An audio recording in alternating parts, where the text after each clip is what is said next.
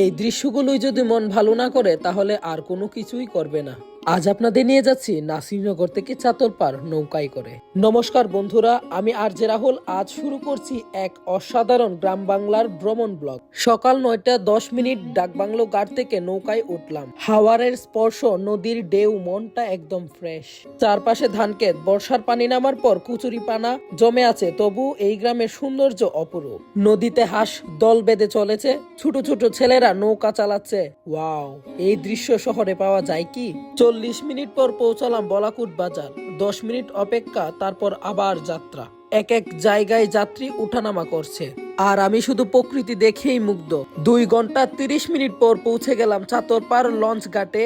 ভাড়া মাত্র 60 টাকা। এবার গেলাম চাতলপাড় ডিগ্রি কলেজে, শিক্ষার সাথে সাথে সৌন্দর্যের মিলন।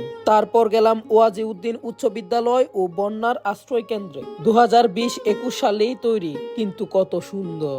বাজারে একটু ঘোরাঘুরি, আর এই মসজিদটা কি শান্তি। দুপুর 3:30 ফিরতি যাত্রা শুরু।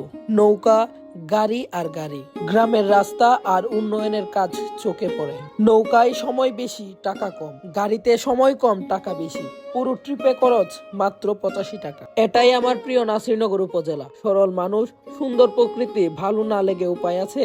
ব্লগটা ভালো লাগলে লাইক দিন, কমেন্টে বলুন আপনি নৌকা না গাড়ি কোনটা বেশি পছন্দ করেন। আর এমন গ্রাম বাংলার ব্লগ পেতে ফলো করতে ভুলবেন না। ধন্যবাদ।